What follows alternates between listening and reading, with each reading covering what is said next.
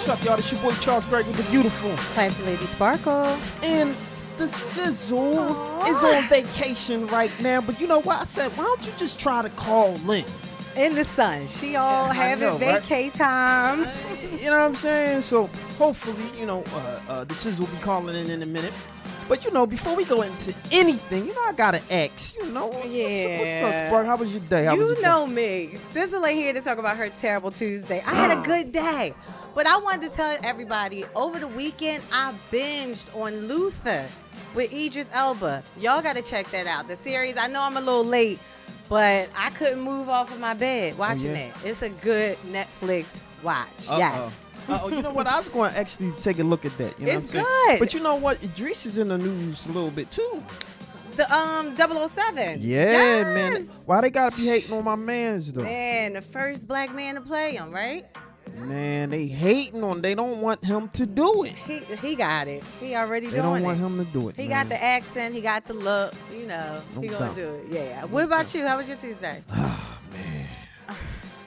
Oh, man. You got a sigh before you tell me what Listen. your Tuesday was about. You know what? Let's just get into good news and bad news. You know what I'm saying? Because this thing is serious. It's gonna get better, man. It's Charles. gonna get That's better. all. That's Anytime it's bad, it's gonna get better. all day. So holla at me All right, early. we got some bad news, y'all. Okay. And I gotta paint this picture of the background. All right. Do you remember the riveting speech by the Italian actress Asia Argento? She's the lead activist for the Me Too movement. Oh, yeah. Okay. Yeah, she was real Right. Vocal. on Right. Well, that one. for those who don't remember, back on May 19, 2018, at the 71st International Film Festival in Canness, Argento became one of the most well-known activists of the Me Too movement, joined by her boyfriend in culinary TV, Anthony Bourdain. I didn't know he was her boyfriend, who committed her boo. suicide in June. Right. Argento, in her speech, announced that the TV mogul Harvey Weinstein raped her in 1997 when she was 21 years old. Weinstein has been indicted on sex crime accusations involving 3 women, but not including Argento.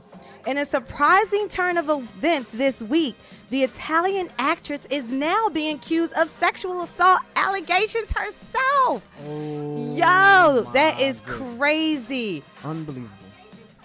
And okay, so here we go. All right.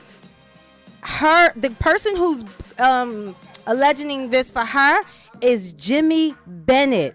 Argento and Bennett co-starred in a 2004 film called The Heart is Deceitful Above All Things, in which Argento played Bennett's prostitute mother. The two met for a reunion in Argento's room at the Ritz-Carlton Hotel in Marina del Rey, California. Now, they meeting in the hotel. All right, I'm going to just finish the story. Okay, so according to Bennett's notice of intent to sue, as reported by The Times, he was accompanied by a family member who Argento asked to leave. Now, this woman is asking this person to leave, and he's a minor.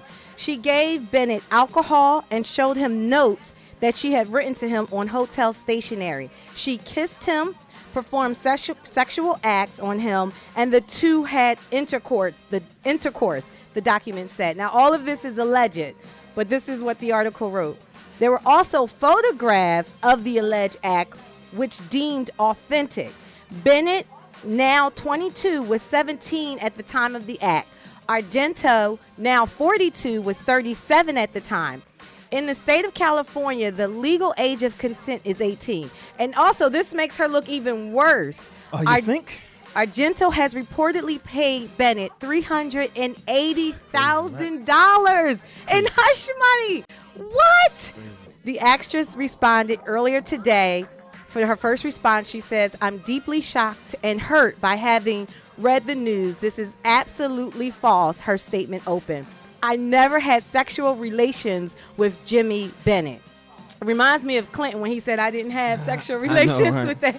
Yes, but I mean, this woman was the vocal person of the Me Too movement. She was the lead activist in it. Right. And now she has these allegations against her. You know the thing though, right? Is This it the hurt thing. people hurt or is it hypocritical? Both. Okay. Because I'm gonna be honest, hurt people do hurt people. Right. That's Okay. facts. That's a fact. Hurt people hurt people. The problem is though, is it's very, very hypocritical that you see. I want to make sure that I say this in a way where it doesn't seem like I'm not considering, right, what she been through. Right, because it doesn't excuse or negate that exactly. it happened. Right, but for someone to take a stance that's that strong the way that she did. In fact, I believe she was the first one that came out. She's the first one. So she was the first one. So imagine you being the first woman in Hollywood to take a stand against somebody that is that dominant in Hollywood. Right. Harvey Weinstein. Right. Right. So what that tells me is that it took you a minute to get that courage up. Yeah. Right. To make a statement like that. Right. And so when you talk about being that type of person, right? It's frustrating to me to see something like that, and then you are just as guilty. Not only guilty, but I want to use the word perverted. Right, well, yeah. I mean, only thing she may go is saying that it happened to her, so now she's no. But she was 21. No, definitely not. He was 17. Definitely not. But this is the other thing. When he goes to court, a lot of these allegations that were made against him will now be considered thrown out. It's almost like a cop having, all these people he arrested, right? But then when he arrested this wrong person, it's no longer credible. She needs to be ashamed of herself, and I don't know what type of justice that it does for the Me Too community, right? So now they're hashtagging she too. Yeah. They're hashtagging she too. Right. And they're hashtagging I forgot the other hashtag that they're doing, but it's just unfortunate that something like that happens, man.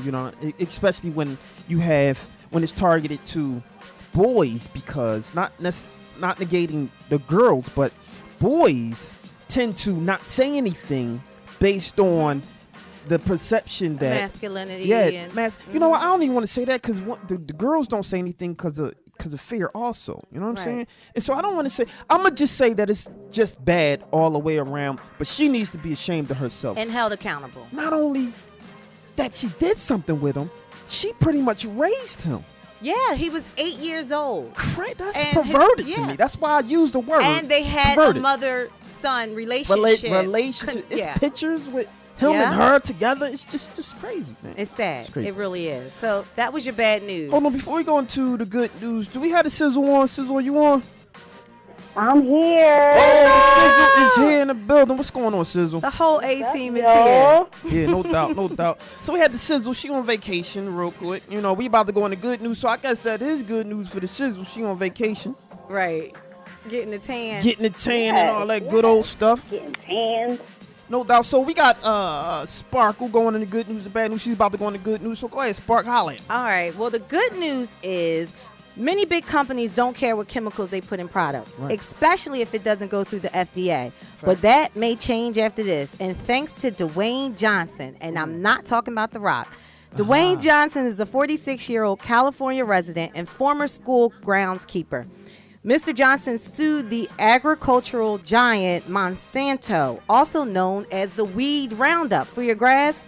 Johnson's ordeal began when he took a job as a pest controller manager for a Bay Area school in 2012. No doubt. Part of his job was spraying the Roundup for the weeds, which it has this chemical called glyphosate. It's based weed killer made by the big company Monsanto. Right. And the chemicals in it, the trainer said they told him it was safe. Johnson said he always wore his protective gear while spraying some 20 to 30 times a year, sometimes 2 to 5 hours a day. After a hose came loose, he said spraying the chemicals came inside of his suit. And a few months after that, he developed a rash that spread throughout his body. It never went away. It got worse and then worse. Man. Doctors diagnosed him with non-Hodgkin's lymphoma. Later that year, he called the big company Monsanto. Wait, hold up. Wait, is this good news or bad news? This is good news. Okay. This is good news. All right, I'm going to let you finish. Okay, Johnson asked if the chemical gets on the skin, can someone get lymphoma? The secretary said that someone will call him back, but of course they never did. Never call, of course. A little over a year in 2016, with his health declining, Johnson sued.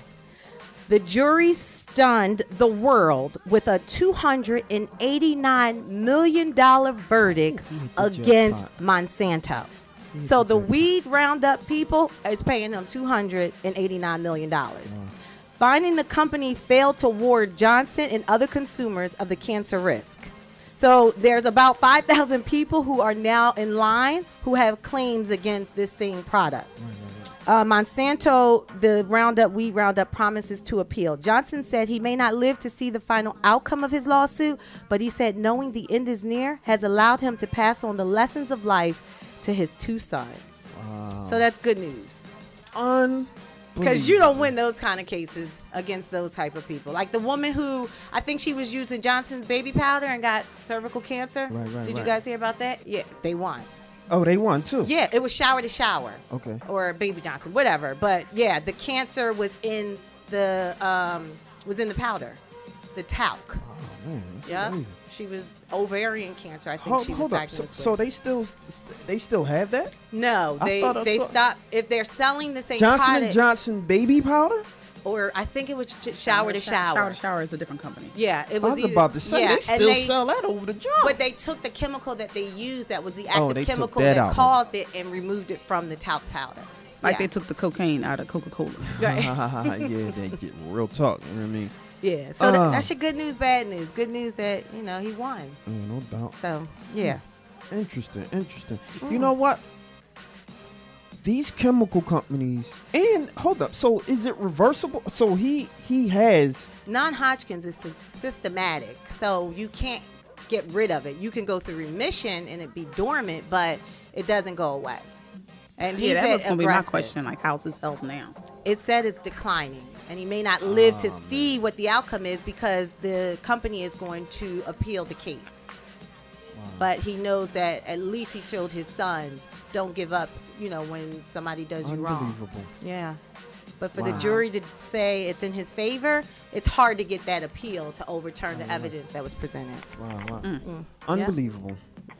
So. Sheesh. Well, that was heavy, man. You know what I mean? One of those things. So, ladies and gentlemen, this is WPPM LP Philadelphia 106.5 FM, and this is We Talk Weekly's After Talk with the beautiful Lauren Sizzle. Is she on the Where you at, Sizzle? Lauren Sizzle. Oh man, she really I'm not there. She I can't see what you vacation. guys are doing. She really vacationing, man. And we got the beautiful Classy Lady Sparkle. That was a good news and bad. For a minute, I thought it was bad news. No. Hold on. So now that he has that disease, right? Right. How he might not even live to see the settlement. Well, that's what he said. Yeah, he said that. But he also has that attitude, everybody has to die. He said that in the article. He was like, everybody has to go, but if I'm going to go, I'm going to make sure that my family is taken care of. Right. So if you, everybody has to go.